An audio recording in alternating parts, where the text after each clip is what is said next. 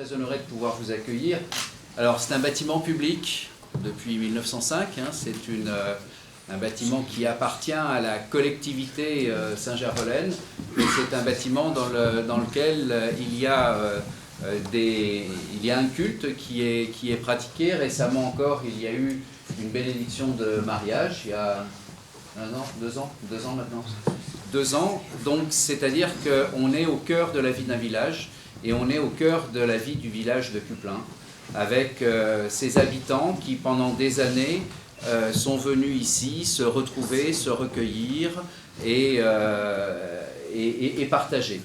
Donc déjà, je pense que le devoir d'une collectivité et le devoir de ses habitants et de ses dirigeants, c'est bien évidemment de respecter l'histoire, le passé, les traditions, ce qu'ont fait les gens, ce qu'ils ont vécu.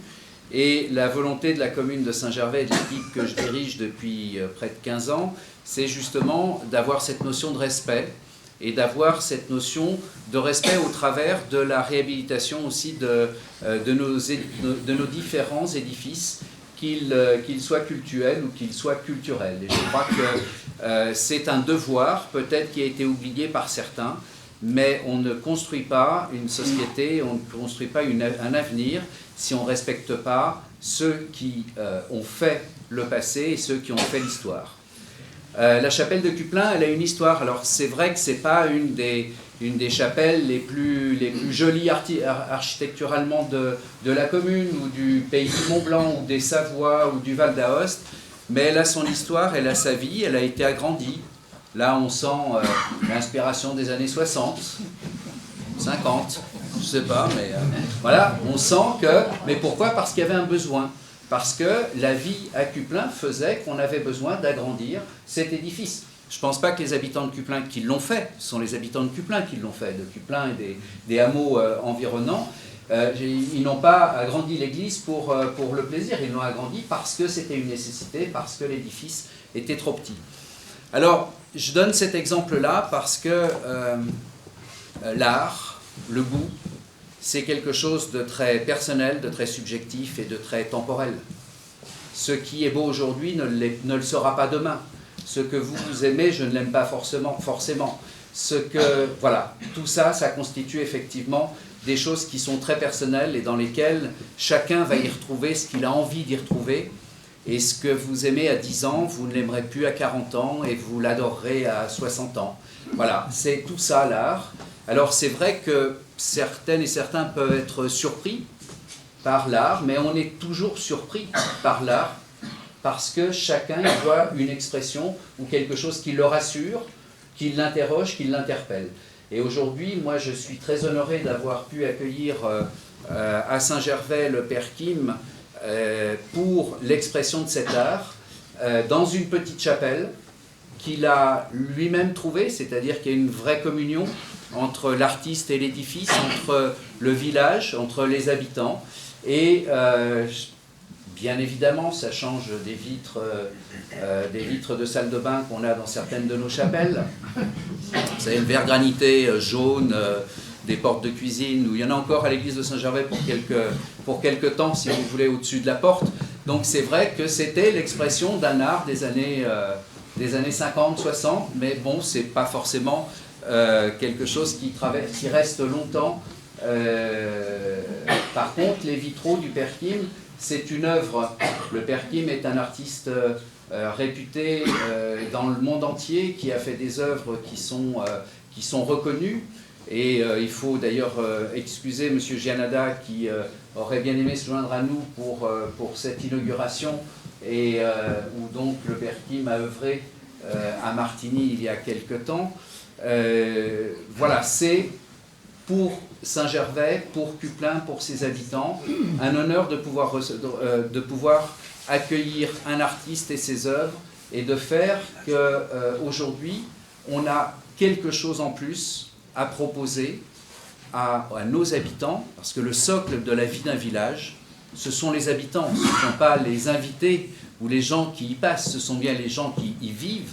Et c'est pour ça que j'insiste sur l'histoire de cette chapelle et des chapelles. On a, je ne sais plus, 14 chapelles. Oui, c'est ça. Sans oublier le temple protestant qui maintenant est devenu une propriété communale. Saint-Paterne. ainsi que la chapelle des Thermes. Donc c'est un vrai devoir de pouvoir respecter ces lieux, ces habitants, et j'espère qu'ils trouveront tous dans le renouveau, ou dans le début du renouveau de cette chapelle de Cuplin, eh bien, un intérêt particulier et un nouvel intérêt. Alors on m'a déjà dit, oui, mais monsieur le maire, la frisette, elle n'est plus très jolie, elle ne va plus beaucoup avec les vitraux. Donc ceux qui veulent encore défiscaliser, c'est jusqu'au 31 décembre. Alors il y a bien sûr cette opération complémentaire, et je voudrais saluer vraiment monsieur et madame Caquino et toute leur famille qui font un don très très important à la collectivité, et à donc tous les Saint-Gervelins qui soient habitants permanents, résidents secondaires ou touristes. Je pense que c'est vraiment exemplaire. Sans eux, bien évidemment, on n'aurait pas pu faire ce travail-là. La commune, vos impôts pour ceux qui payent des impôts à Saint-Gervais, a servi à financer la réfection des menuiseries, de la partie des bois que vous voyez, avec un très bon menuisier. Je ne vais pas lui faire de la publicité puisqu'il est en retraite le 31 décembre. Donc là aussi, il lui reste 11 jours. C'est René Montessuie et toute son équipe. Et donc, c'est aussi un bel ouvrage. Et pour conclure et pour vous dire quelle est la politique saint-gervelaine, vous l'avez comprise, c'est le respect, vous le savez, aussi bien de l'environnement que du patrimoine, que de la vie ou que des habitants d'aujourd'hui. Donc on a engagé une grande campagne de restauration de nos bâtiments. Il y a eu l'église de Saint-Nicolas de Véros, qui est un joyau de l'art baroque. Il y a la maison forte de Haute-Tour. Personne n'aurait imaginé qu'on reconstitue une maison forte dans un village en 2010 ou 2012. On a bien sûr ce projet de l'église qui aujourd'hui maintenant est validé, pour lequel l'Europe donc va apporter une contribution énorme, puisque avec Val Grisanche, l'enveloppe de l'aide européenne, elle est sur la base de 3 millions d'euros et un financement de fonds européens de 85%. C'est le juste retour de la contribution française à l'Europe. C'est pas, y a personne d'autre que nous qui payons quand même. Mais au moins, vous saurez, c'est comme quand vous défiscalisez. Ça vous coûte un peu plus d'argent la défiscalisation. Il y en a qui vous racontent que ça vous coûte pas d'argent. Bien sûr que si, que ça vous coûte de l'argent, c'est évident. Mais par contre, vous savez comment est utilisé votre argent national, quoi. Et là, c'est de l'argent de l'Europe. Donc c'est un peu plus de 2,5 millions de travaux, des travaux qui vont conduire à refaire cette église sur une durée maximale de 18 mois, autrement on nous reprend la subvention, parce que c'est le contrat. Le 4 janvier, donc l'église sera fermée, et après cette réfection de l'église de Saint-Gervais, on a toutes les chapelles à refaire. Donc bien sûr, de compléter celle-ci, il y a la chapelle des Châteries qui est inscrite, il y a beaucoup de chapelles, et aujourd'hui, on a besoin de vous, d'abord pour porter ces projets. Ce n'est pas uniquement un problème d'argent, c'est avant tout un problème de volonté et puis de soutien dans une politique de valorisation du patrimoine.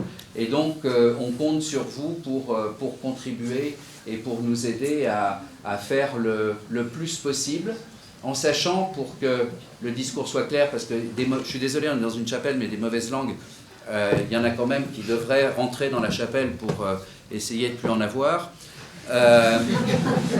J'en ai qui m'ont écrit qu'on aurait pu utiliser ces 3 millions pour lutter contre la pollution. Rassurez-vous, ce ne sont pas les mêmes enveloppes. Et aujourd'hui, la pollution n'est qu'un problème d'amende. On ne se préoccupe dans notre pays de la pollution que parce que l'Europe met des amendes à la France si on est au-dessus d'un seuil. Ce n'est pas pour votre santé. Par contre, les enveloppes pour le patrimoine, on ne peut pas les utiliser pour la santé, pour la sécurité ou pour autre chose. Donc, ce n'est pas parce qu'on a pu obtenir 3 millions d'euros avec Val Grisanche sur ce dossier-là qu'on peut l'utiliser ou on aurait pu l'utiliser à autre chose. Par contre, il y a bien sûr d'autres préoccupations, mais donc, voilà, c'est une belle opération que cette restauration de l'église aussi. Merci au Père Kim, merci à toute la famille Caquino, à Gabriel Grandjac et puis à toutes les personnes qui s'occupent dans la commune du patrimoine et de sa valorisation. Et puis merci à la commission d'art sacré qui va nous donner aussi un bon coup de main pour demain convaincre la DRAC des derniers détails. Vous êtes un optimiste, monsieur le maire. Je suis toujours un optimiste, je sais surtout ce que je veux, donc c'est ça l'optimisme, c'est de savoir où on veut aller.